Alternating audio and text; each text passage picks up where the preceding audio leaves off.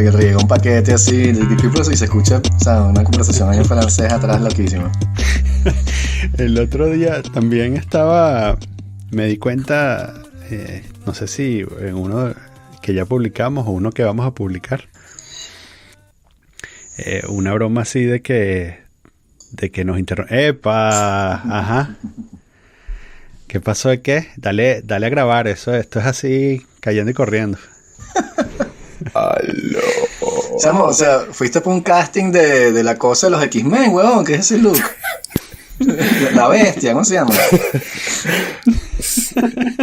Oye, yo me estoy despertando, así que les agradezco un poco de misericordia. Ah, ok. Eso explica, claro, se explica todo. Eso pasa. Bueno, todos estamos en un continuo despertar también, ¿no? Ay, qué hermoso, qué bello. Despertar. Sí. Bueno, en primer lugar, feliz cumpleaños. Muchas gracias, chamo. Yo pensé que iba a pasar por debajo de la mesa, pero estas vergas de las alarmas, No, nucleares. Fíjate. Feliz cumpleaños, pero también feliz cumpleaños le puedes decir a Daniel, que también cumplió recientemente. Eso te iba a decir, ese era mi plan, Sí. pero yo creo que esto no va a ser demasiado divertido, porque voy a estar súper dormido como hasta dentro de unos 15 minutos. Está bien, está bien. Cuando pasaré a estar solamente dormido. Pensábamos que no podíamos continuar grabando esto sin hacer un programa especial por tu cumpleaños. Claro. Sí, claro, sí, siempre me lo dice, la gente siempre me llama en estas, cuando tienen así un momento en los programas y los podcasts, un momento Sí, me claro. dicen, mira, ya toca, y yo, ok, está bien. Sí, primero estábamos creando algún tipo de goodwill, de valor social. Es decir, estábamos esperando que la sociedad validara que esto merecía seguir teniendo la pena y, digamos, llegamos como un plató y entonces dijimos, bueno, ahora hay que invitar a Héctor. Exacto. Traducción de ahora, Exacto. y ahora qué coño hacemos. Tú sabes que además de por esto, de porque íbamos a grabar hoy, me acordé de ti porque esta semana hay una conferencia en la Unión Internacional de Telecomunicaciones llamada AI for Good, así como Sí, yo sé cuál es. inteligencia artificial para el bien, ¿no? Sí. Y fui a un par de charlas y bueno, eran bastante genéricas y tuve otro de esos momentos de, ¿sabes? Porque yo sabía que esto era así porque estoy aquí. Exacto. Pero bueno, es este rollo de cómo usar la inteligencia artificial para el bien y cómo eso se conecta con los objetivos de desarrollo sostenible de las Naciones Unidas y tal. ¿no? Sí. Este rollo. Pero una pregunta, ¿no ha habido por casualidad alguna de Finanzas for Good? Finanzas por... Sí, good, debería. yes. Bueno, sí, debería, ¿no? Es incompatible. No es que es incompatible. Es que ¿sabes? Yo creo que en el momento en que tú empiezas a hacer finanzas por algún motivo, para el bien o para el mal, la vaina invariablemente sale mal. O sea, imagínate, Exacto.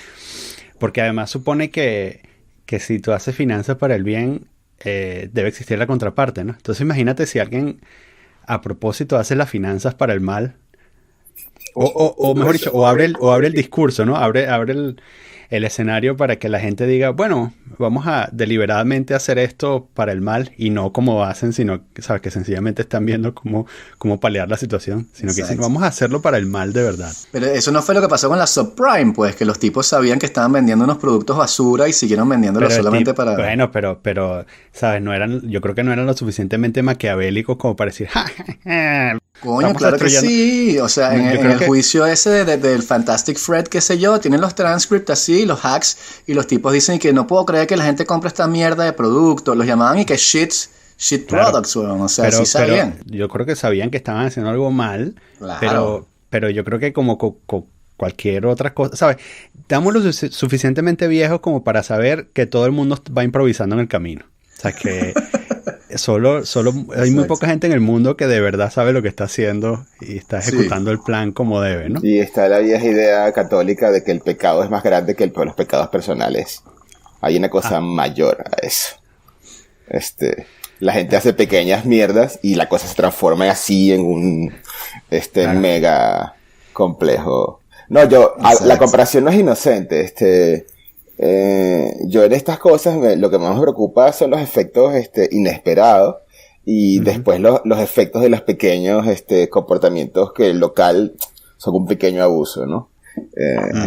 Esas son las cosas que me preocupan. Y la comparación con finanzas la hago en todos lados, porque además aquí en Montreal estos temas son así como rockstar. Mi suegro me manda cada 2 semanas: oye, Héctor, volví a encontrar un artículo sobre inteligencia artificial y te lo mando. ¡Ping! O cada vez que sale en el medio así que ellos leen un artículo, ¡pam!, me llega en la mañana.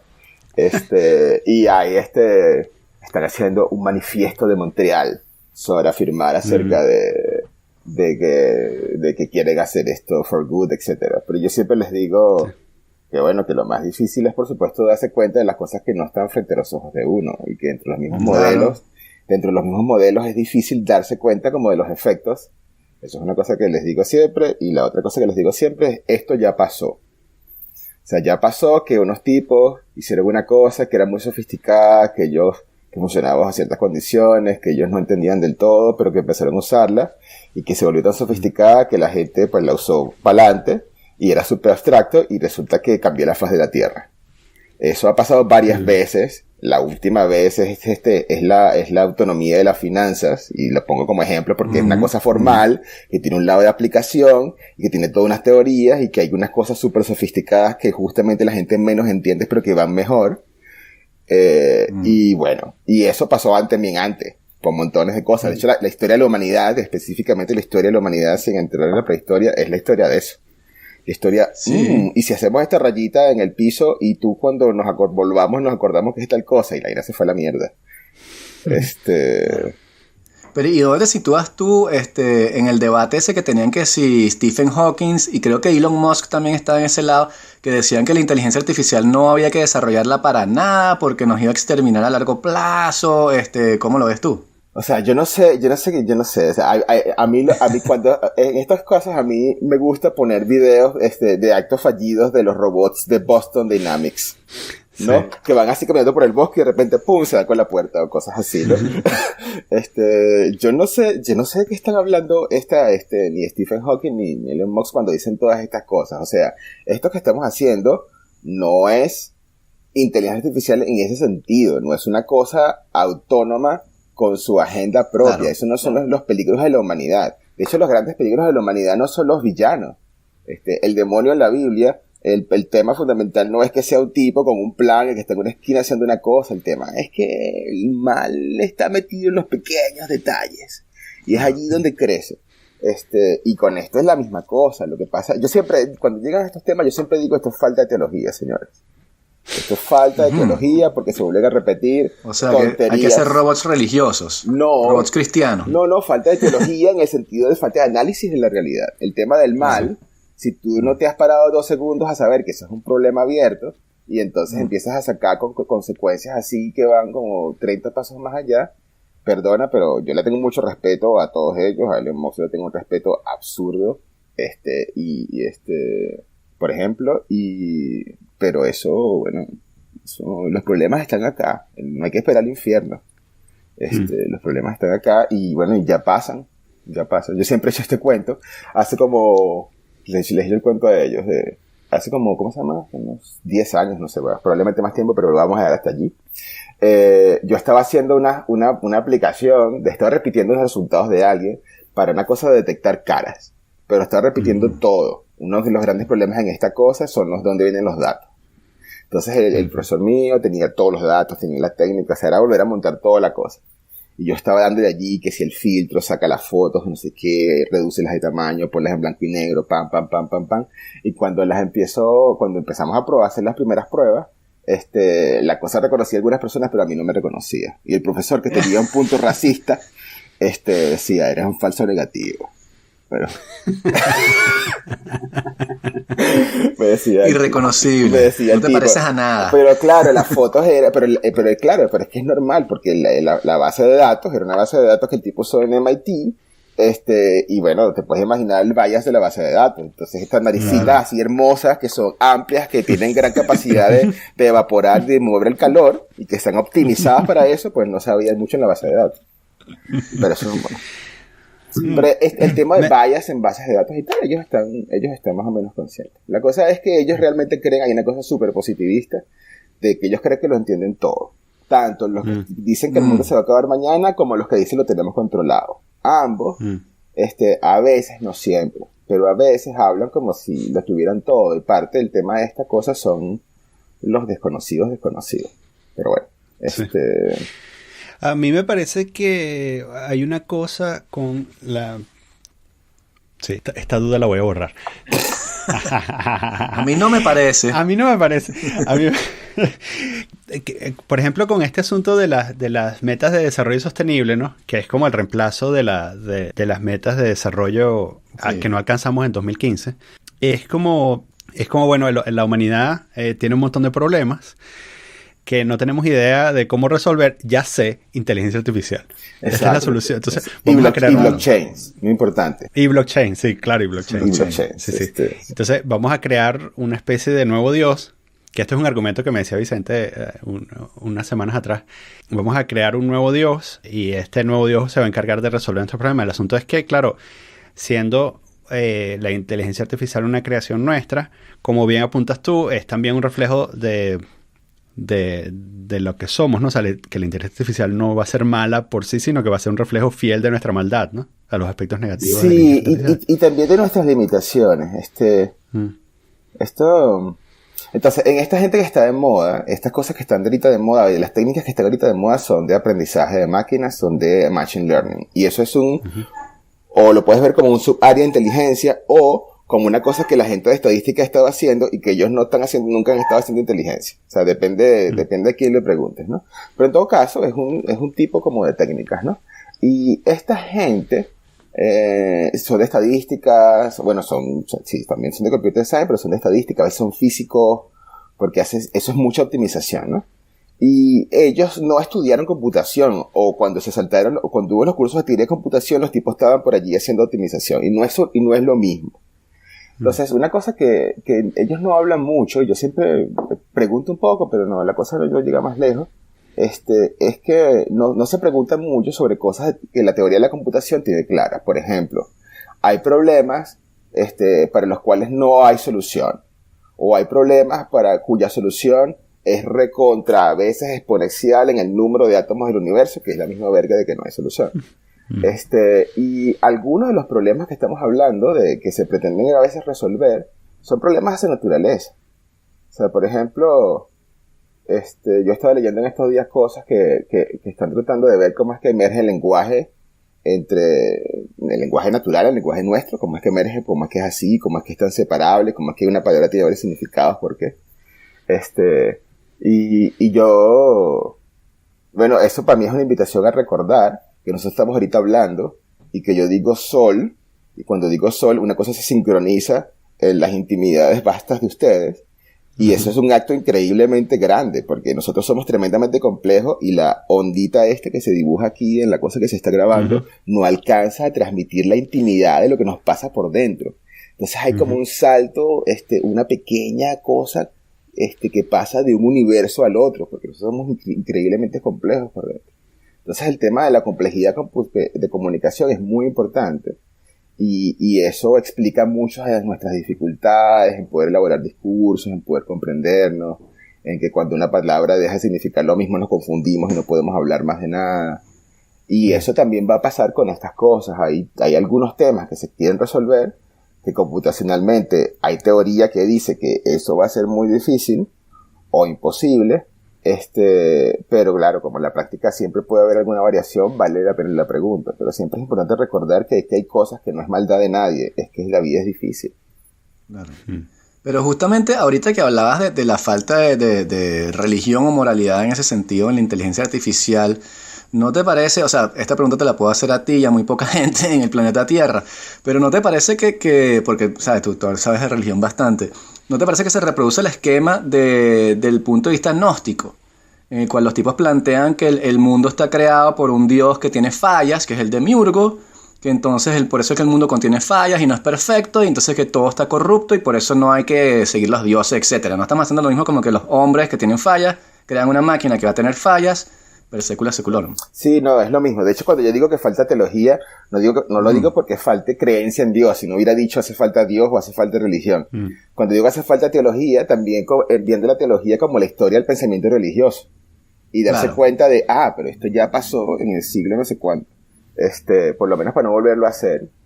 Lo que pasa es que yo no sé entonces si no es la teología qué disciplina debería ser la que donde uno explicita sus creencias y hace una mirada crítica de ellas. Esa disciplina yo no sé cuál es, pero la teología lo hace con respecto a la religión, pero como todo el mundo tiene creencias, la verdad es que estaría bien poder hacerlo con las creencias propias, ¿no? Y en este caso sí, la cosa es súper gnóstica. El tema de que es un gnosticismo, sí, de hecho la gente esta que está en Silicon Valley con sus locuras del transhumanismo, no pueden ser más gnósticos. De hecho, inclusive a veces en mainstream media se habla de ellos como una religión y a veces inclusive se hace algún comentario teológico. Pero en general, sí hay como una especie de este lack of embodiment, ¿no? De este tema de la carne, que se queda como un poco atrás, a pesar de que fueron ellos mismos los que le dijeron a los demás, muchachos, ustedes están haciendo muchas fórmulas, tenemos que bajar a la realidad. Y la realidad son mis píxeles. O la realidad son mis optimizaciones. Pero eso es una mentira, ¿no? Y bueno, dependiendo de qué postura tome, cabe la pregunta de cuál es el rol del cuerpo. Y en particular, toda esta cosa occidental que tiene la relación que tiene con el cristianismo no se entiende mucho. Bueno, primero se lo dice el cristianismo, la verdad es que se entiende perfectamente. ¿Cómo es que se olvidan del cuerpo? Si todo esto va del cuerpo. No hay nada más material que el judaísmo, y no hay nada más material que el cristianismo bien entendido. O sea, es absolutamente material. Todo va de la materia. Y entonces no, esto sí se va por las nubes. Sí, es súper gnóstico, precisamente. Claro, porque la idea es de esta inteligencia artificial buena, es escribir una serie como de mandamientos, unos 10 mandamientos tipo Asimov, que le vas a meter a la inteligencia artificial como que no matará seres humanos, bla, bla, bla, para que la inteligencia artificial pueda pensar, pero se mantenga dentro de unos parámetros, entre comillas, buenos. ¿Es esa la idea? Sí, bueno, esa cosa se dice, pero esa es así como la motivación muy lejana, y si lo dejas ahí, podían haber sido dos chicos que se acaban de fumar alguna cosa y ya está, ¿no? O citas a Asimov y ya está. La cosa es cómo hacer esto. Y exacto, como en este tema de A for Good hay dos temas. El tema de cómo se usa y realmente tratar de trabajar en problemas que son for good y que sí hay muchísimo que hacer. Porque es como el mismo tema de la salud y trabajar en el Alzheimer versus la cura de la malaria. O sea, hay un tema allí de poner énfasis en la malaria, ¿no? Entonces, eso es un lado que es perfectamente relevante de hacer aplicaciones. Y lo otro es, y también a la hora de desarrollar técnicas, por ejemplo, para la malaria, poniendo la comparación, es más importante las técnicas de aprendizaje que pueden ser muy robustas sin que tengas un departamento con 60 gente con doctorado, ¿no? Que ya funcionen solas. Esas son las que a mí me gustan, que no hace falta 80 tipos para que las tunees, sino que tú las pones, apretas el botón y las bichas ¡fum! Funcionan bien. Esas son las series las que van a los libros de texto, ¿no?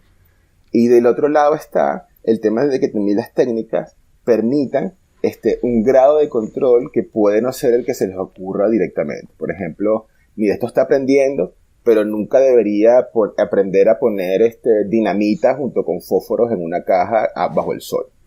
Por ejemplo, supongamos que tú sabes eso. Entonces tú aprende tú tranquilo, pero nunca ponga la dinamita con el fósforo en una caja bajo el sol. Claro. Y muchas de las técnicas ellas técnicas van para adelante y aprenden tonterías. De hecho, pero eso no es como un peligro, eso es como una especie de niño que se cae porque resulta que es frágil. Entonces, la cosa es que logren aprender pero tener como cierto control. Entonces, con mucho trabajo en hacer técnicas que puedan, como yo, pueda forzar ciertos comportamientos, que pueda evitar ciertos comportamientos, o que pueda también comparar qué va a pasar cuando lo use en otro contexto, o que cuando explore yo pueda tener ciertas garantías, pero eso también es algo que interesa económicamente. Por ejemplo, si tú vas a aprender con un robot de verdad, no quieres que se esfarate en un precipicio. Eso es normal. Claro. Entonces, esos problemas también son relevantes desde el punto de vista general.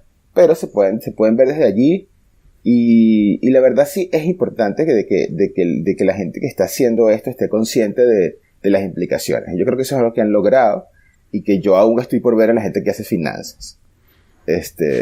¿No? Entonces, en ese sentido, yo lo comparo mucho, pero en ese sentido, la gente sabe que tiene un problema. Si después creen que lo va a resolver con lo que tienen delante, eso es otra cosa, ¿no?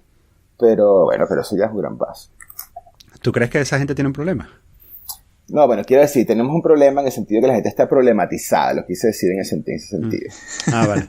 También una problemática. Hay una cosa aquí, esto no puede ser así, la gente sabe que el bias existe, la gente sabe que las técnicas tienen bias, pero claro, es interesante, el bias lo ven, por ejemplo, no, los datos tienen bias, entonces yo respondo esto, las técnicas, los bias, pero no hay, por ejemplo, no se habla, por ejemplo, de uno de los grandes bias del Machine Learning, que es que casi todo está hecho en torno a una visión utilitaria.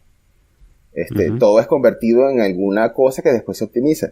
Eso se hace muchísimo, pero la verdad es que en las matemáticas no es la única manera de hacer de hacer un trabajo formal. También hay otros esquemas en economía mismo de preferencias, de establecer preferencias, y de hecho no son convertibles, hay resultados teóricos al respecto. Si yo represento cosas por números para mostrar preferencias, hay algunas preferencias que después allí no tienen sentido.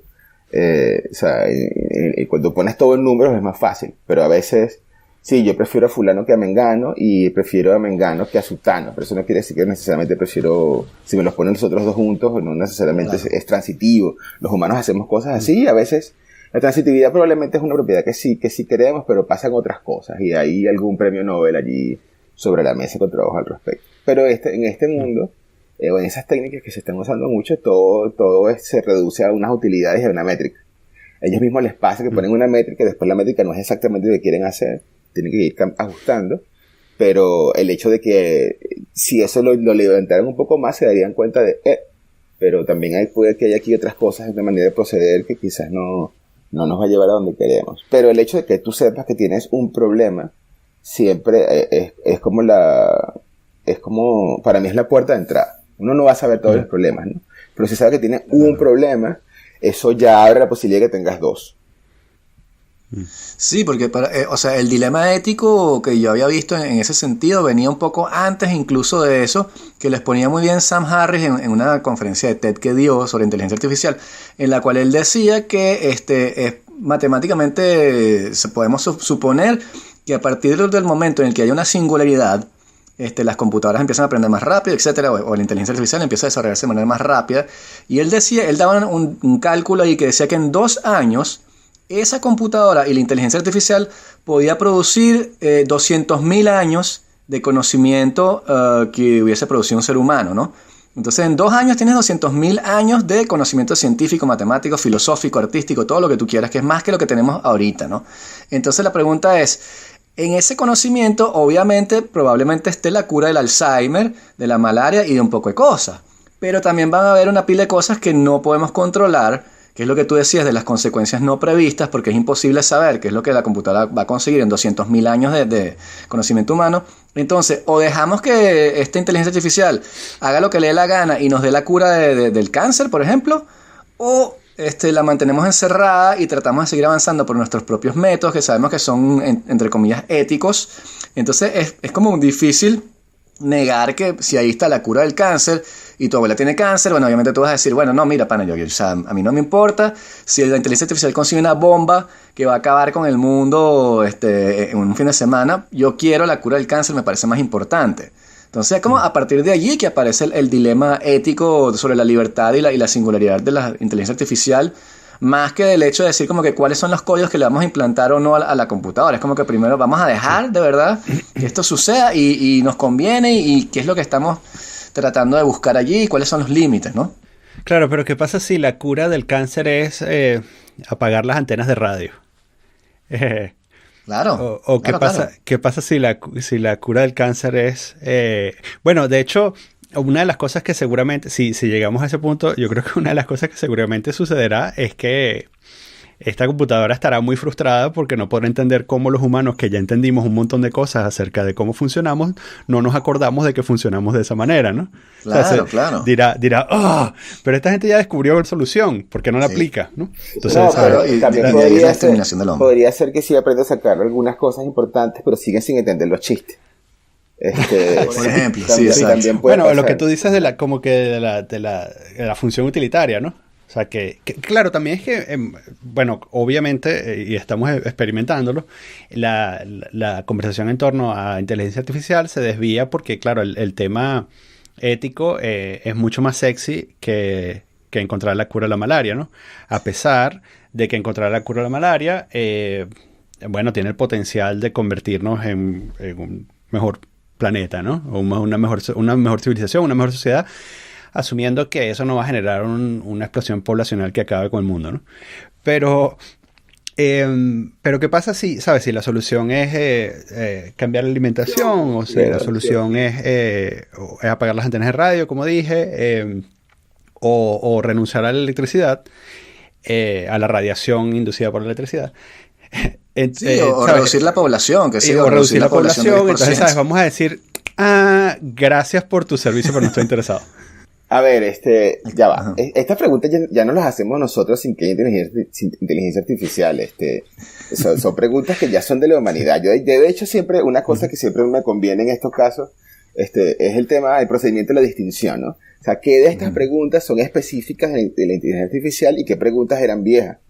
El tema de que elegimos, hacemos maximizamos el placer ahora o el placer a largo plazo, hacemos investigamos en la salud o en no sé qué, esas son preguntas que ya nosotros teníamos, y por lo tanto esas preguntas, además recordar que muchas preguntas también son estructurales, si uno algunas de ellas las mira bien, por ejemplo desde el punto de vista formal, si una cosa es multiobjetivo, bueno, entonces si es multiobjetivo y no tienes como una manera como precisa de poder compararlas, y no la tenemos nosotros ponemos allí y codificamos cosas, y también son multiobjetivos, porque en efecto es verdad, por ejemplo, que los animales tienen que preguntarse, ¿será que busco comida y me arriesgo? ¿O será que me quedo aquí y aguanto un poquito?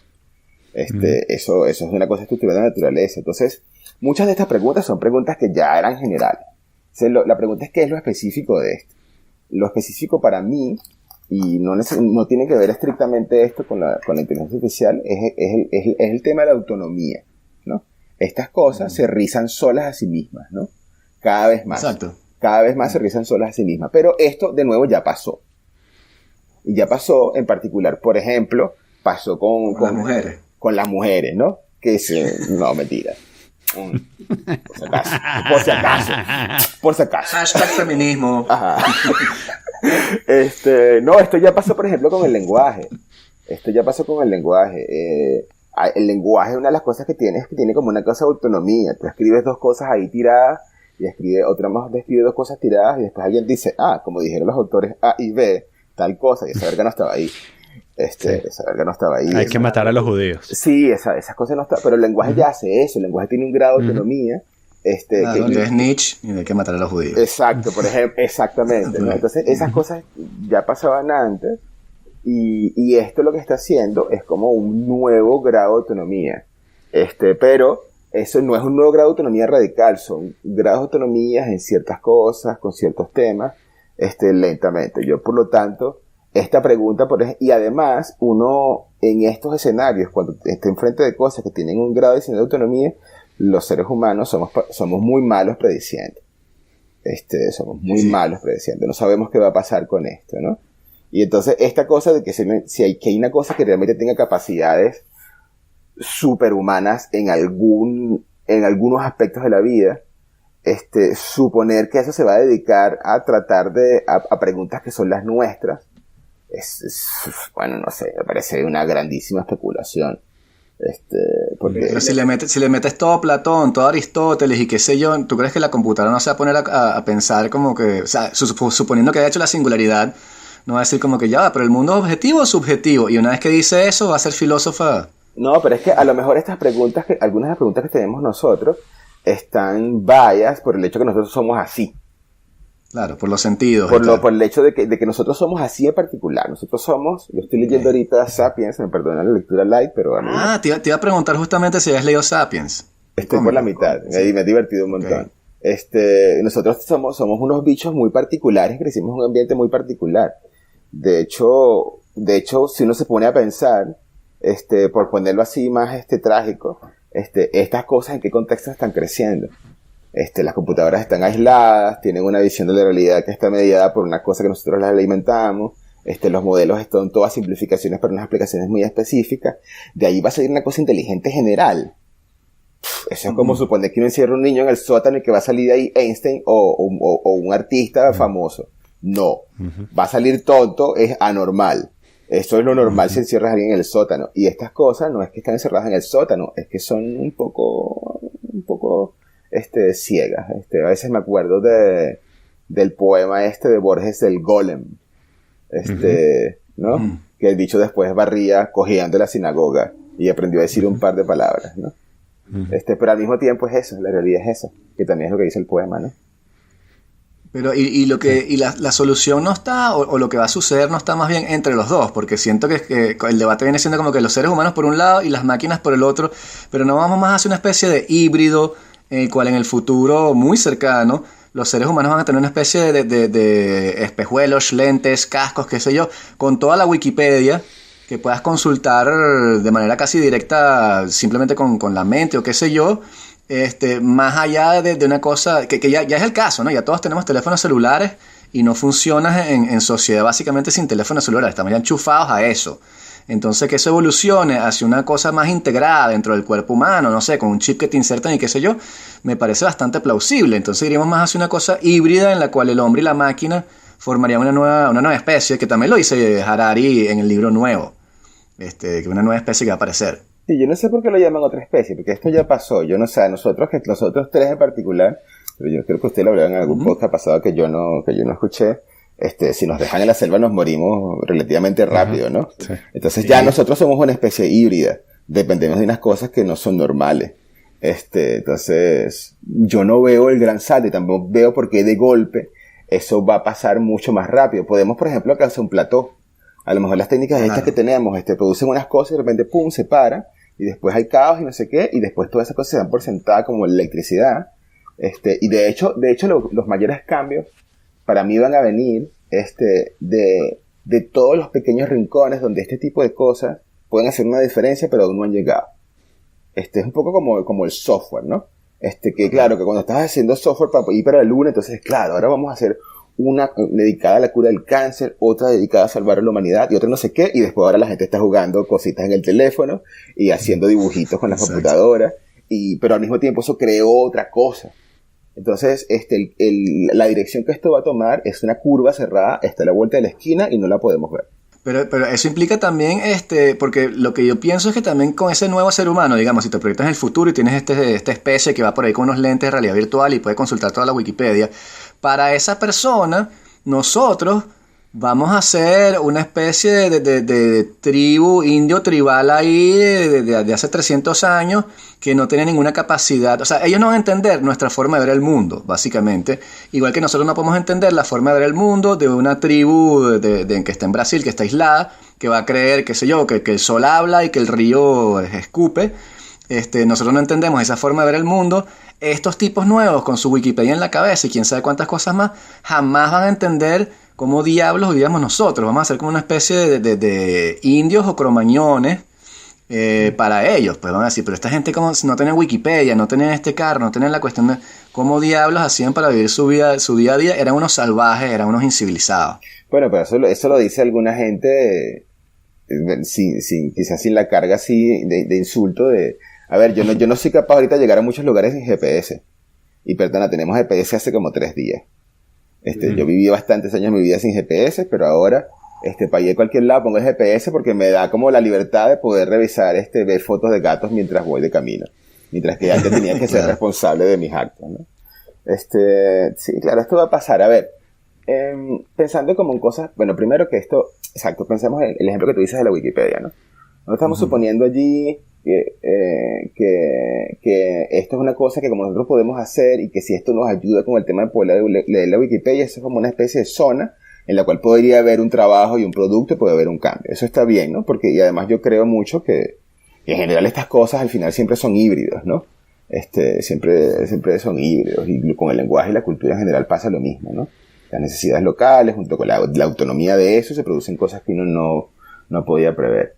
Pero después sigue uno de los grandes problemas que hay en todas estas cosas, porque hablando en particular de texto solamente, es que nosotros estamos como rebasados en nuestra capacidad de lidiar con esta cantidad de texto que hay y estas técnicas no ofrecen alternativas.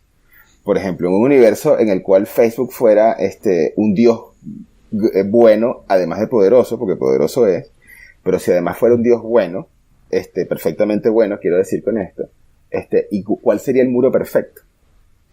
O sea, ¿qué pones en el muro para ser realmente la apoteosis de la bondad? Salmos de Cristo, ¿no? No, O sea, bueno, sé, salmos cosas de la Cristo Biblia. no, porque entonces la gente que le importa, porque vas a imponer a Cristo, porque no vas a poner no sé qué. Sí, sí. O sea, ese problema está abierto para nosotros. Nosotros no sabemos qué leer. Y no sabemos cómo llamar a las cosas. Eso es un problema grande que tenemos nosotros. Ahora no los encontramos en lugares, porque ese es un problema que siempre va a estar allí. Y este Dios bueno estaría incapacitado de poder proponernos el muro perfecto y alguna falla va a tener. Entonces, sí, tenemos una cosa cuando uno ve la Wikipedia, la pregunta sigue siendo, pero ¿cómo tenemos una experiencia de sentido de todo eso? Y esa pregunta sigue estando abierta. Y uno de los efectos secundarios de ese escenario sería quizás tendrías a millones de personas, tendrías una conexión directa, alguien tendría una conexión directa con las emociones de millones de personas, ¿no? Entonces, si tú quieres crear una histeria masiva, haces un broadcast ¿sabes? ¿De qué color es este vestido? O haces un broadcast de alguien insultando a los latinos, en un video de alguien insultando a los latinos, ¿no? Porque sería como el siguiente paso a lo que sucede hoy con Facebook y Twitter, ¿no? Que tú puedes crear como estos grandes movimientos emocionales con solo transmitir un video, ¿no? Y entonces esta gente, esta raza de cyborgs, supongo que algunos mirarán con envidia a las personas desconectadas, ¿no? Que son capaces, así como nosotros podemos mirar con envidia a las personas que deciden meterse en un claustro, por ejemplo, y pasar un mes sin celular, ¿no? Porque de alguna manera al final la verdadera riqueza es la total independencia de la mente, ¿no? Más allá de que tú puedas hacer algo o no con esa mente. Yo no sé si esa es la verdadera riqueza, porque por otro lado estamos aquí, perdona que me pase de judío cristiano, pero es que la vida que tenemos es esta, ¿no? Entonces yo quisiera poder estar en paz con ella, probablemente. Y eso pasa está en paz con la arena del gato que está un poco regada aquí cerca de mis pies y que si me muevo mucho la voy a pisar y estoy descalzo. No, lo digo como la verdadera riqueza, ¿sabes? En el sentido de mucha gente persigue la riqueza, ¿no? La riqueza o el bienestar, y bueno, está este tópico de que al final se dan cuenta de que el tiempo es lo más valioso, o de que las relaciones interpersonales son lo más valioso. Sí. La familia. Entonces, claro, si tú, por ejemplo, perteneces a una superélite que puede implantarse un chip, quizás termines dándote cuenta que la verdadera élite es aquella que puede desconectarse, ¿no? O sea, me refiero a la riqueza en ese sentido, ¿no? No, a ver, No algo que buscamos todos, no algo necesariamente bueno, sino este asunto mítico que buscamos a veces de... Sí, estas cosas van a seguir pasando, pero al mismo tiempo yo creo que es importante recordar que cuando, es decir, esto es una impresión mía, ¿no? Cuando la cultura tiene este grado de autonomía, que yo decía al principio que ahorita estas cosas tienen un poco más, ¿no? Pero la cultura ya lo tiene, la cultura tiene tiempo, desde que nosotros soltamos un poco las riendas de eso, tiene tiempo haciendo cosas que nosotros no prevíamos que hacían y nos sugiere cosas como si estuviéramos leyendo caracoles que terminamos creyéndonos, ¿no? Pero es una autonomía en el sentido de emergencia. Las cosas que emergen no las hizo nadie, pero se materializan y después son reales, ¿no? La cultura tiene mucho tiempo haciendo eso. Y cuando la cultura tenga un estirón, cuando pega un acelerón, porque se multiplican las cosas entre ellas y de repente nosotros tendemos a panicar. Porque la cosa va más rápido de lo que preveíamos, ¿no? Claro. Me estoy acordando ahorita de cuando Orwell, el programa de radio del fin del mundo, ¿cómo es que se llamaba? La cosa que pasaba por la radio que invadían La guerra de los mundos. La guerra de los mundos, que la gente panicaba por las calles y salían corriendo porque lo escucharon en la radio. Porque la gente no estaba preparada para esa Orson Welles. Es eso. Sí. No estaba preparada para esa exposición de esa cosa en la intimidad de su casa. Pero después la gente asentó el golpe y ahorita pues estamos mucho más expuestos a la ficción de lo que podíamos haber estado antes. Bien, pues esta avalancha informativa que tenemos es esta generación la que lo está viendo por primera vez. Es una cosa loca. pero los seres humanos hemos pasado por montones de cosas locas y no nos hemos extinguido todavía. Entonces, a lo mejor... Claro, pero no hay también una aceleración de ese proceso, porque no es lo mismo con la internet y la robótica y la cibernética, la velocidad con la cual te empiezan a inundar de datos es mucho más acelerada que la que pudo haber habido en un cambio paradigmático en el cual pasa que si del medioevo al renacimiento, sí, te caen un poco de datos nuevos y una forma de ver la vida nueva y una epistemología nueva, pero tienes como tiempo a asimilarlo porque está hecho por hombres. Mientras que al ser hecho por máquinas, como te digo yo, si una máquina produce en 2 años 200.000 años de búsqueda científica, como ser humano no tienes tiempo de adaptarte. Entonces, de pronto es esa gran cantidad de información y de data que te está aplastando y que está creando lo que me parece es como una revolución distinta. No sé si podemos pensar en esta revolución en los mismos términos que puede haber sido antes, por eso mismo, por el efecto acelerador, el efecto de la independencia y el efecto de lo no previsible. Esa es una buena pregunta. O sea, la pregunta es, supongamos que sí, que esta cosa se encierra y que empieza a producir mucho de algo, porque mucho de algo es la naturaleza de esto, ¿no? Y en ese sentido es hijo nuestro, pues nosotros somos los de mucho de algo, ¿no? Y la vida también es de mucho de algo. Las cosas vivas tratan de ocupar todo el espacio posible y de tirar en todos los lugares donde es posible y de tratar de hacer todo lo que puedan, ¿no? En ese sentido, estos son hijos legítimos de la vida, ¿no? Pero al mismo tiempo, cuando se pongan a hacer sus cosas, yo no sé si han visto por allí, hay este proyecto a veces salen estas discusiones, el tema de la posibilidad de que una de estas cosas se dedique a hacer clips y que ese sea su único objetivo y convierta todo en clips, ¿no? Entonces hay un videojuego en texto, por cierto, que es buenísimo, no me acuerdo ahorita, jugué una vez y estuve enganchado como 2 horas, yo que no me engancho mucho.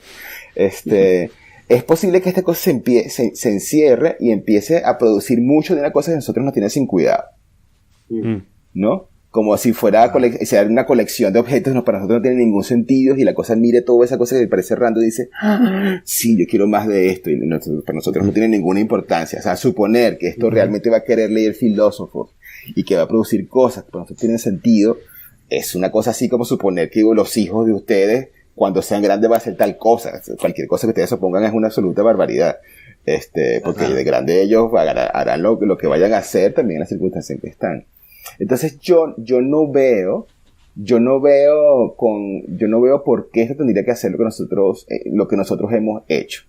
Y bueno, y eso, pero estamos hablando ahorita, yo no sé, como dentro de 500 años, porque mañana por la tarde, estas son cosas que gaguean, que hacen, y que cuando gaguean, entonces tú puedes utilizarla para hacer ruido o cosas así. O sea, esto no, es una cosa absolutamente primitiva y que es muy difícil que haga cualquier cosa.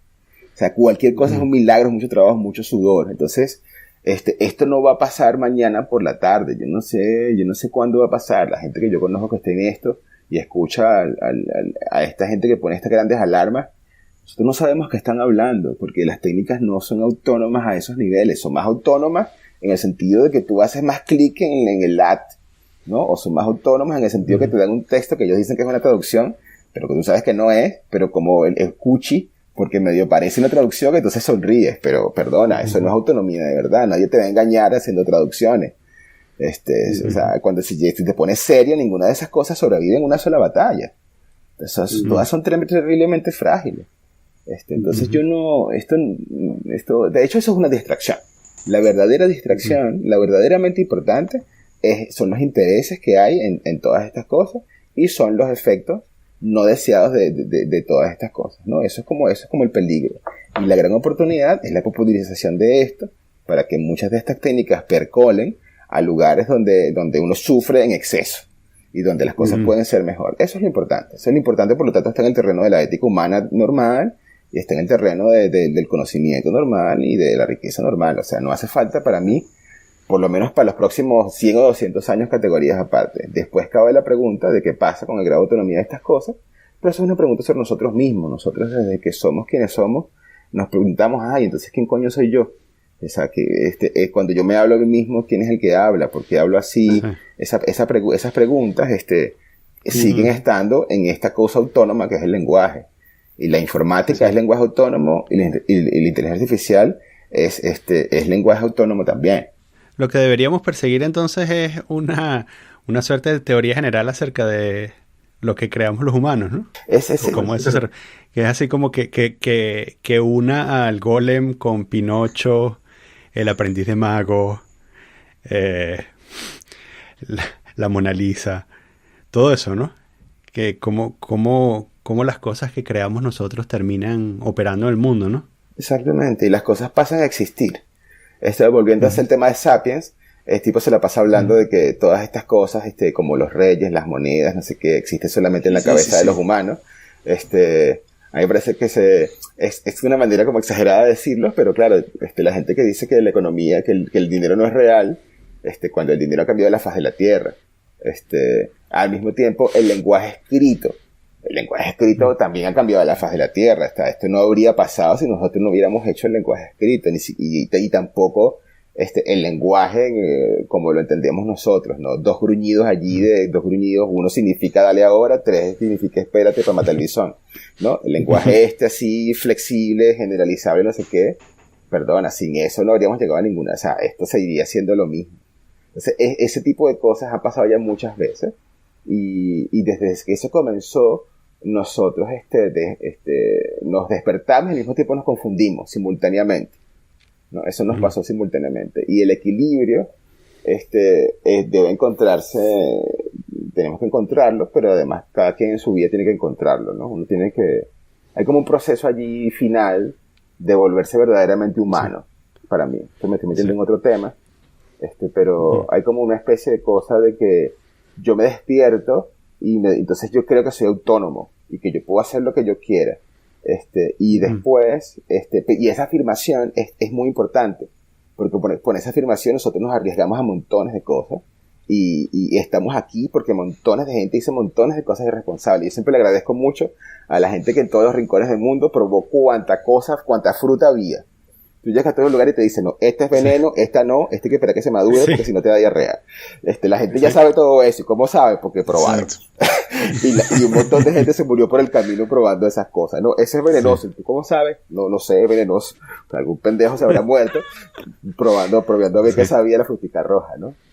Y al mismo tiempo, entonces uno se cree esto de que es autónomo y después hace falta, pero eso nos separa de la realidad.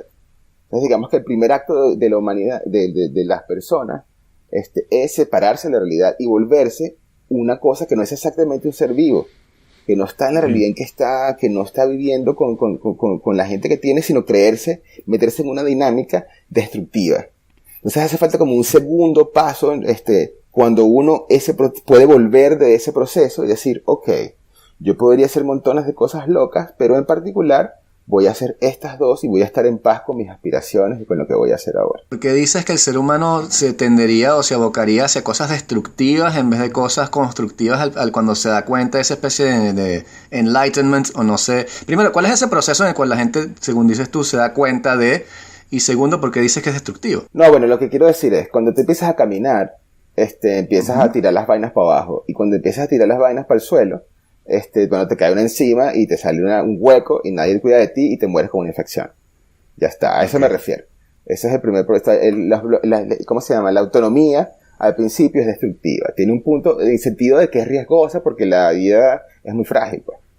Básicamente. Sí, porque el mundo está compuesto de objetos puntiagudos y si tienes autonomía y te mueves en el mundo, tarde o temprano te vas a rascar. O sea, básicamente. Entonces hay que hacer como un segundo paso de regreso en el cual sí, yo soy autónomo, pero si me doy cuenta también de que estos objetos están aquí, entonces ¿cómo puedo estar en paz yo con el mundo que es puntiagudo? Entonces, ese segundo paso, los seres humanos, a lo mejor con los aspectos puntiagudos, los que llegamos a grandes más o menos lo logramos, no todos, pero con otros objetos puntiagudos de la realidad nos cuesta, ¿no?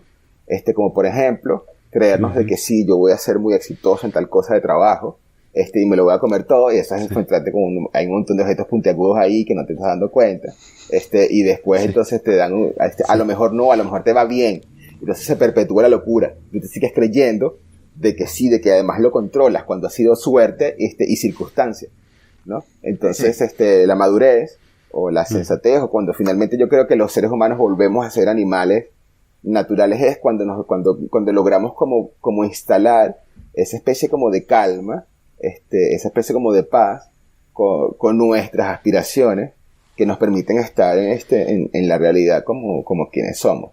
Y eso es opcional. Pero, no, yo estoy 100% de acuerdo contigo, pero yo siento que a pesar de que tú reivindicas tu calma y tu autonomía y tu pedacito de realidad, que es lo que yo hago también para no volverme loco, cuando apenas sales y te empiezas a frotar con el mundo, te encuentras con esta avalancha de valores y de expectativas y de vainas que te lanza la sociedad, que te las lanza para que seas un ciudadano que consume cosas y que vote y que paga sus impuestos, obviamente, pero eso como que choca con tu deseo, tu añoranza de que te dejen tranquilo en tu fucking hueco. O sea, como que yo escogí leer esto y escuchar esta música y no me interesa más nada, pero como tienes que salir a la calle, entonces ahí caes en el juego, o tus chamos ven televisión y ahora quieren comprar vainas, entonces coño, no tengo plata para esta... O sea, y ahí es que empieza como esa neurosis o esa depresión que caracteriza al hombre moderno hoy en día, ¿no? Y si vas al doctor te van a dar Xanax o Prozac y te van a decir, no, tranquilo, tómate esto y no pasa nada, sigue, vuelve, no tiene trabajo. Pero quizás haga falta más teología, ¿no? Eso yo creo que... Yo también creo, ¿no? Sí. Por aquello de estudiar como... O bueno, en realidad también las respuestas... hemos conseguido un montón de respuestas, ¿no? Quizás uno de los retos es que esas respuestas no están escritas en un lenguaje que podamos entender o un lenguaje que sea entretenido, ¿no? Claro. Sí. Hay una cosa a la que quería volver de lo que dijo Vicente, que es este asunto del ¿qué sucede si... ¿Qué sucedería en una aceleración de los cambios de paradigma, ¿no? Porque, bueno, quizás apartando un poco las máquinas, también es verdad que bueno, que pareciera que existiese una aceleración en el cambio, en la forma como la sociedad cambia, sencillamente porque hay más información, más comunicación, ¿no? Entonces, que además es totalmente propicio considerando que este año se cumplen 50 años del Mayo francés. Hay una cosa, ¿sabes? Sin ir hace 50 años, en los últimos 10, 15 años, en términos de derechos humanos ha habido un montón de cambios, ¿no? Específicamente en la, digamos, incorporación al mainstream del movimiento gay, pero también, y obviamente, derechos de la mujer y todo eso, ¿no? Claro. Una de las cosas, y claro, y parte de hacerse adulto es también luchar con los cambios de paradigma, ¿no? O enfrentarse a los cambios de paradigma, porque cada cambio de paradigma también es sacude las bases de lo que tú crees que eres tú, ¿no? O sea, tú te construyes de una manera y, claro, cuando tienes un tiempo rodando por el mundo, si ocurre un cambio de paradigma, hay cosas con las que quizás hay cosas a las que le darás la bienvenida, incluso cosas por las que has luchado toda la vida porque son los valores de tu generación, pero habrá otras cosas que tú dices, pero qué tontería es esta, ¿no? Y entonces, que es un tema que a mí me fascina porque, claro, a medida que me hago viejo entiendo de qué se quejaban los viejos cuando yo era joven, ¿no? Exacto, más y más. Sí, sí. Pero una de las cosas que a mí me fascina es la posibilidad de que existan dos cambios de paradigma en una generación, ¿no?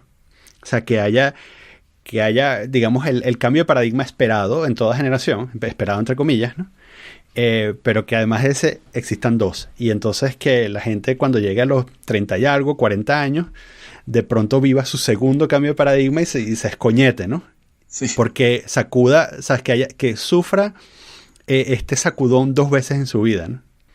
Y que de alguna manera te desmorones por dentro, ¿no? Sí. Porque no sabes en qué creer, una crisis de identidad o una crisis incluso de fe, ¿no? Porque no sabes las cosas que creíste, ya viviste una vez que las cosas que creíste no eran y decidiste invertir todo lo que te quedaba en creer en esto nuevo y resulta que esto nuevo tampoco es, ¿no? Era una construcción también, claro. Sí, no, eso puede pasar. Sí, no, que yo lo veo mucho, o sea, yo hago analogías con la música, porque, o sea, yo desde que era chiquito seguía el rap, porque era también lo que se escuchaba en esa época, y entonces era como al principio era un rap normal, old school y tal, después fue el rap gangster de Dr. Dre que llegó y tal, y entonces yo escuchaba todo, y después llegas al punto en el cual tú dices como que cuando empezó el autotune, yo dije como que no, ya mi rap llega hasta aquí, o sea, lo mío es todo lo que hay, esta mierda de autotune no me interesa, y esto no es rap, obviamente, también tienes que decir eso. Y entonces como que tú dices, no, mi lado aquí, mi mundo está construido en el rap de aquí a aquí, del 89 hasta el 98 y lo demás no me interesa. Volviendo a lo que decías de esto de la teología, Yo sí creo que hace falta dos aspectos de la teología. Yo insisto la teología aquí no por traer la sardina para mi sartén, sino por un par de propiedades, ¿no? Una, es que yo creo que es importante organizar, como las propias creencias y estar conscientes de ellas.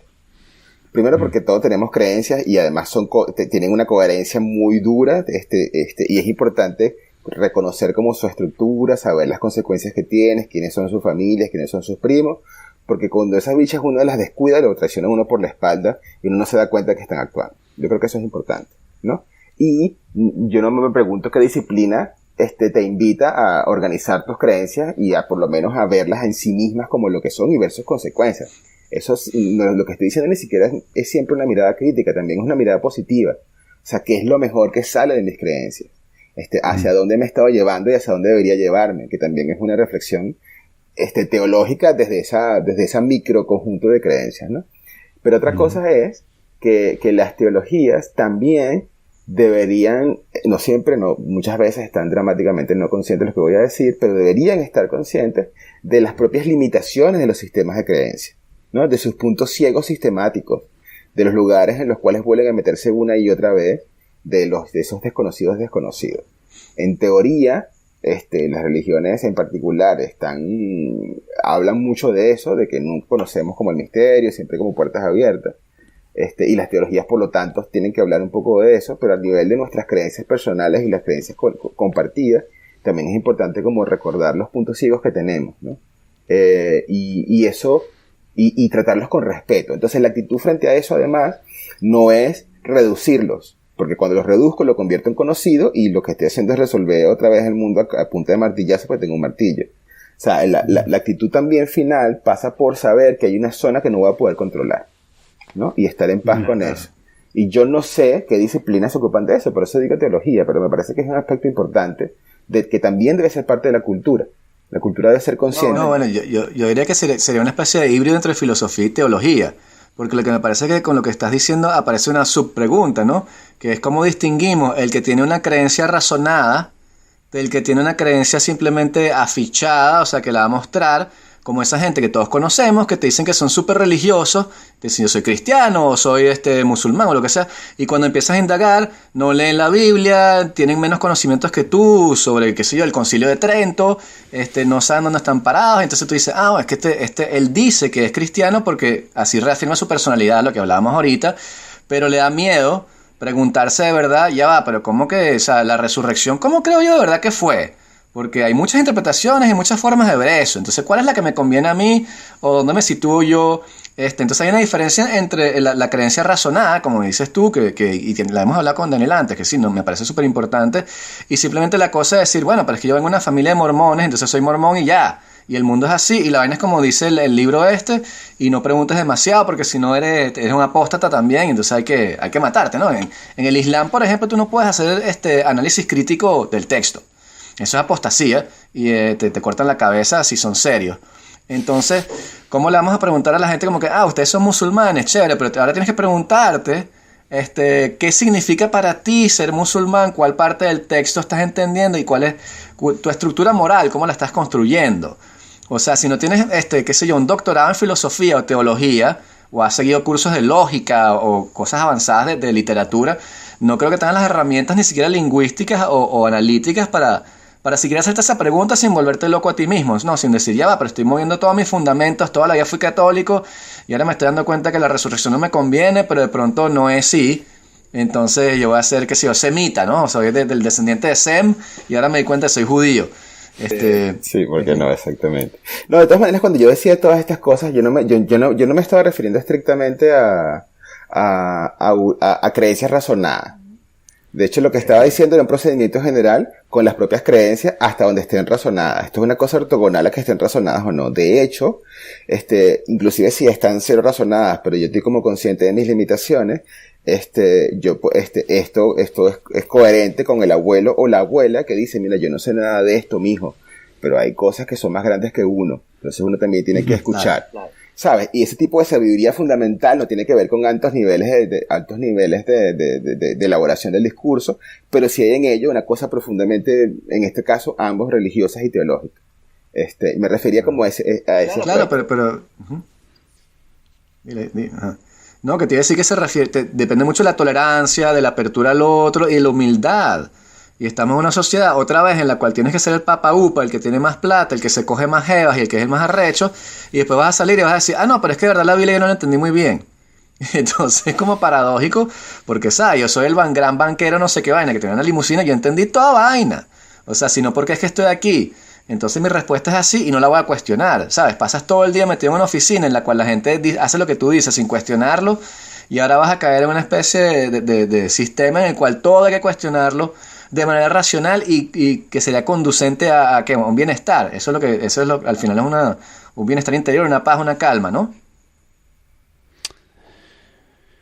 Bueno, pero también ¿sabes? Este hipotético banquero, o sea, yo diría que una de las razones de por qué no se hace estas preguntas y ni siquiera está interesado en este tema es porque su mente ¿sabes? Está ejecutando un programa de protección para poder seguir por un asunto de subsistencia, pues Claro, produciendo. Primero porque le da placer, ¿no? Y Claro. segundo porque le da comida, ¿no? Entonces, de igual manera, alguien sabes, que tiene un sistema muy fuerte de creencias sobre, sabes, la vida frugal y tal, escapará inconscientemente de las mejores maneras de hacer dinero, ¿no? Sabes que Claro, es que creo que son incompatibles dentro de todo. O sea, me cuesta creer pero incompatible ¿sabes? quizás porque, ¿sabes? Y incompatible sin hacer juicios de valor, incompatible porque cada mente está tratando de protegerse o de alinearse o de optimizar las cosas que le dan placer. Claro, pero la Biblia te está diciendo en muchas partes que, bueno, que el dinero no es, que el placer no es, que la cosa está por dentro, que el reino de los cielos lo llevas tú, que los banqueros no entran al cielo y que es más fácil que un camello pase por el ojo de una aguja. Sí. Y, ¿sabes? No puedes leer todo eso y después decir, bueno, ahorita me voy a ir aquí a la defensa o a Wall Street a vender subprimes a un pobre loco ahí que no tiene plata para yo comprarme el segundo yate. O sea, y sin embargo la gente lo hace. No, claro, fascinante, claro que lo puedes hacer perfectamente y se ha hecho en la historia de la humanidad. Tú vas y lees no sé qué y después vas y tienes unos esclavos. O sea, eso lo hacemos perfectamente. Exacto. Con cualquier cosa. Estos textos, la parte de su riqueza es que también son dúctiles y son flexibles y eso por lo tanto permiten todos los abusos que querramos. La cosa, eso es normal. A mí si una cosa probablemente no se puede, es como que no se puede tener esta reflexión si la vida está absolutamente llena. Y cuando digo absolutamente llena, es o está llena de vender subprimes, o está llena de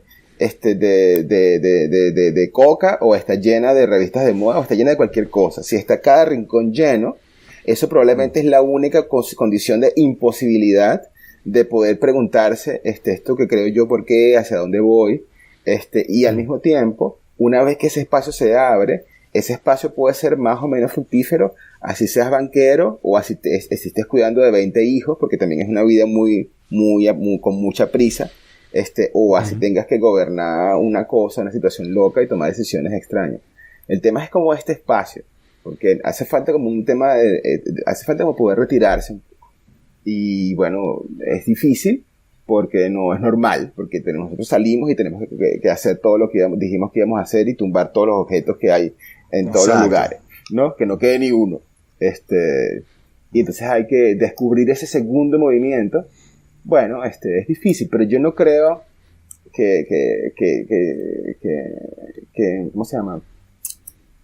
Hay muchas sorpresas al respecto. Mucha gente que está haciendo mucho más de lo que podría hacer y mucha gente que tiene todas las posibilidades y no lo hace. O sea, yo creo que es muy difícil juzgar en eso, porque los condicionales son muy fuertes. Un banquero fue seleccionado por una sociedad durante toda su vida para hacer una cosa que se le daba particularmente bien y llegó a un lugar donde había un montón de gente loca como él que también hacía eso mismo y al final su vida se transformó en esa cosa en la que él se metió para la que tenía cierto talento y todas las demás posibilidades tuyas fueron pisoteadas por este aparato que es la banca y que es una cosa que es una de esas cosas autónomas que tiene un grandísimo poder. Entonces yo me pregunto si uno en su puesto lo haría diferente. Y yo no sé. Yo estoy completamente seguro de que no lo haría distinto. El materialista hablado. Y es una cosa que siempre repito. ¿sabes? Existe una razón por qué los monarcas fueron entrenados para ser monarcas. Y claro, porque el asunto es que todo se trataba de la preservación del sistema, ¿no? Porque la preservación del sistema es la forma que tienen los monarcas de convertirse en inmortales, ¿no? Entonces, ¿sabes? Si un rey quiere ser inmortal, la forma de volverse inmortal es preservando el sistema que él creó, ¿no? Y entonces, y es completamente lógico que su descendencia sea entrenada para ser monarca, ¿no? Eso implica que desde muy jóvenes aprenden, ¿sabes?, cómo funciona el juego político hasta cierto punto. ¿Sabes? Dónde están colocados los favores y cuáles son los favores que se pueden cobrar y cuáles son los que no se pueden cobrar, etcétera, ¿no? Al nosotros reemplazar esta estructura por un sistema político democrático, nos encontramos con que en algunos momentos nos parece una buena idea colocar a un tipo que fue un sindicalista de una compañía de autobuses como presidente de un país. Y bueno, una hora 8 minutos, Daniel. 1 hora 8 minutos sin hablar. Sí. Nuevo récord. Nuevo récord. Y entonces, o a un, ¿sabes? A un teniente coronel, ¿no? Qué sé yo. Exacto. Y entonces, que claro, esto por supuesto, sí, si quieres decir, si quieres llamarme elitista, me puedes llamar elitista, pero el tema claro aquí es que si tú no te preparas para ciertas cosas, eres completamente incapaz de resistir la presión del sistema. Porque nunca, o sea, no puedes entender hasta qué punto esta cosa que es autónoma es también arrolladora, ¿no? Y entonces tú entras y te paras enfrente de un camión, ¿no? Que viene a 200 kilómetros por hora contra ti. Claro. Y entonces, por eso digo, ¿sabes? Si tú me agarras a mí de veinteañero, que era, ¿sabes? Tenía incluso ideales más fuertes que ahora, y me pones en un banco, bueno, ¿sabes? Estaría a 2 pasos de Gordon Gekko, ¿no? Y con suerte, además, o sea, sería una cosa también aspiracional, ¿no? Hubiese llegado a la liquidez a los 30 años, qué sé yo. La avaricia es buena. Greed is good. Sí. Y bueno, eso es una cosa que nosotros, yo pienso que nos cuesta entender porque nos han vendido esta idea de este sueño de la política, ¿no? De que cualquier persona es elegible y cualquier persona puede desempeñar, o sea, si tiene buenas intenciones. Además que hay también, por otro lado, evidencias de lo contrario. O sea, hay situaciones en las que un movimiento desde abajo, de grassroots, ha podido cambiar las cosas, ¿no? Entonces hay como esta evidencia de que gente que viene de distintos caminos de la vida se organiza, quizás puede hacer que todos vivamos una vida mejor. Entonces, ¿por qué no elegir al sindicalista para una posición de poder, ¿no? ¿Por qué no llevarlo al Congreso, qué sé yo? Pero bueno, es un riesgo, ¿no? Y lo que termina sucediendo también es estas cosas que tenemos que incluso gente que tú los ves en las noticias y no hablemos ¿sabes? No hablemos de Venezuela, pero podemos hablar de España, gente que tú lo ves en las noticias y dices, pero por Dios, o sea, nadie se da cuenta, o sea, este tipo no se da cuenta de lo que está diciendo, no se da cuenta de que lo que está haciendo está obviamente mal. Y bueno, hay una parte de la historia, una gran parte de la historia que no entendemos, y no es por justificarlo, que es que nosotros no manejamos todas las variables de la situación en la que está el tipo, ¿no? Entonces, todos los caminos apuntan a la muerte, excepto el camino que tomó el tipo. 2 o 3 caminos, y uno de ellos fue los que tomó el tipo. Sí, claro, hay también una cosa que iba a comentar, que ahora se me ocurrió escuchándote también, que viene con lo que veníamos hablando antes, que es que unos tipos descubrieron una vaina llamada el efecto Dunham-Kruger. Sí. Y entonces apareció recientemente, y es un efecto que serán unos psicólogos, según el cual, mira, mientras menos sabes de un tópico, menos dispuesto estás a cambiar de opinión. Es decir, mientras más sabes de algo, más dispuesto estás a aceptar que estás equivocado. Mientras menos sabes de algo, menos dispuesto estás a aceptar que estás equivocado. Y es un efecto que apareció mucho con el internet. Entonces, si entras a un banco a los 20 años que no sabes mucho, obviamente todas las ideas que tú tienes allí las vas a mover menos que una persona como el abuelo o qué sé yo, que va a ver la cosa, no, pero ya va, que es la parte cuando uno agarra un poco de nuance mientras te vas haciendo más viejo. Pero sí, totalmente. Me recuerda también lo que tú decías, las ideas que teníamos los venezolanos, que tenemos los venezolanos, cuando hablamos que sí de secuestros o de robos. Que tú siempre dices como que no, yo sé, cuando a mí me roben, yo voy a dar la cartera, yo voy a dar el celular porque eso es lo que... Y todo el mundo te programa para eso, y el carro está asegurado, no te preocupes. Pero el día que te roban, tú estás ahí y tú tienes toda esa data en la cabeza, pero chamo, o sea, yo conozco gente y me ha pasado a mí, sales corriendo y no sabes por qué estás corriendo, le das un coñazo al tipo y no sabes qué hiciste, o le das todo mientras tú pensabas que ibas a pelear. O sea, es impredecible de verdad saber qué vas a hacer tú en ese tipo de situaciones. Así es. Y por lo tanto es impredecible saber exactamente, o sea, cada vez que uno establece una política fija, no, vamos a entrenar a los gobernantes, no, gobernantes es cualquiera. Todas esas cosas tienen impredecibles. Yo creo que el tema es, nosotros estamos pidiendo demasiado, estamos pidiendo que se puedan predecir cosas y tenemos al final 2 o 3 ideas que a veces medio funcionan. Entonces, es importante como mantener también la cordura y yo sí creo que están pasando como muchas cosas para las cuales no son las primeras vez que pasan. Yo sí creo que el tema de los varios cambios generacionales, por ejemplo, yo creo que es una posibilidad cada vez mayor y bueno, el problema es que estamos bombardeados, estamos perdidos y es muy difícil mantener como alguna referencia en pie y una referencia razonable en medio de esta situación. O sea, estamos como unos gordos en un cuarto lleno de bacon y chocolate. O sea, es una cosa muy jodida, Entonces, yo realmente no lo sé qué va a pasar con todo esto y estoy preocupado, de hecho, mucho por las democracias en particular, porque me parece que los contratos están saltando por los aires, los referentes están saltando por los aires, el lenguaje está siendo dinamitado. Y yo no creo que sea una conspiración. Yo creo que estamos aquí como en una sobredosis de un fenómeno un poco autónomo y que se alimenta a sí mismo. No creo que ninguno de las caras visibles de esto sean más responsables que otros. Es un rol que iba a tocar jugar en esta historia. Y bueno, no sé, pero una cosa que quizás es un signo de esperanza es que al mismo tiempo nosotros también sabemos cómo rebotar de cosas excesivas.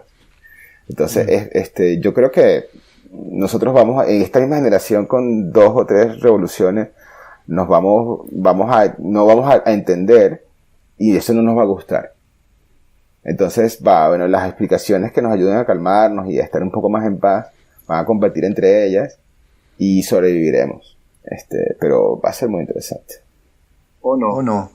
No, yo no creo, o sea, a ver, yo creo que puede haber, yo cuando se hablan de estos futurismos y tal, no sé qué, y de que dicen que somos los últimos que vamos a quedar, el tipo de Sapiens también dice que quizás somos los últimos humanos que vamos a quedar. Sí. Los Sapiens en particular, no nos vamos a extinguir. A lo mejor va a haber una extinción masiva. A lo mejor va a pasar una cosa en 200 años que se va a morir el 95% de la humanidad. Pero nosotros somos tercos de manera absurda. Si quedan 5, eso van a hacer lo que sea por no sé qué, y que nosotros nos extingamos, no. Pero que pase alguna cosa, porque sí puede ser, porque además le pasa a las especies. Un cataclismo. Un cataclismo, o que nos comemos toda la hierba como los conejos y después nos extinguimos, y que se mueren casi todos los conejos. Eso nos puede pasar perfectamente con la naturaleza. Pero que nos extingamos, no. Nosotros alguna gente va a quedar siempre. Y yo no creo que nosotros, en ese sentido, la especie es bastante dura. Pero la situación que tenemos es realmente caótica. Esto es un exceso difícil de controlar. Es un exceso muy difícil de controlar. Y las herramientas para controlarlas también las estamos dinamitando. Entonces, bueno. En ese sentido la inteligencia podría ayudar, pero no. Pero lo que pasa es que es como cortafuegos. Lo que pasa es que se utiliza como gasolina. No, tienes razón, me parece súper interesante que señales que la inteligencia artificial, si la queremos controlar o enmarcar, necesitas un cuadro de referencia. Y como la moral y la religión ya no están de moda, porque posmodernismo, etcétera, entonces ahora tienes una pila de explicaciones compitiendo sin ningún tipo de forma de escoger entre ellas. Entonces, ¿cómo escoges entre un autobusero y un tipo que estudia economía? Bueno, no importa, no hay marco de referencia, entonces cualquiera puede, ¿no? Y entonces al destruir todo eso, al destruir la moral y al destruir la religión, pues sí, tienes una crisis de representación y un bombardeo de discursos que eso, ¿no? O sea, tienes la Tierra es plana, eso es un discurso ahora, la Tierra es plana, estamos en una simulación, eso es un discurso. Entonces tú dices, ¿cómo, qué clase de seres estamos creando? Una gente completamente loca y eso la vamos a tener que resolver de alguna forma. Yo estoy de acuerdo contigo en una vuelta a la religiosidad y a la moral religiosa, pero eso es porque yo soy muy conservador espiritualmente hablando. En fin. Sí, la pregunta que yo tengo es, y esto tiene que ver con, esta es mi pregunta fundamental con respecto a la crisis de la democracia es, ahora que saltan estas cosas por los aires, ¿qué podemos hacer que nos permita redescubrir o reencontrarnos con unos valores mínimos compartidos? Si no digo valores religiosos, digo cosas que valoramos.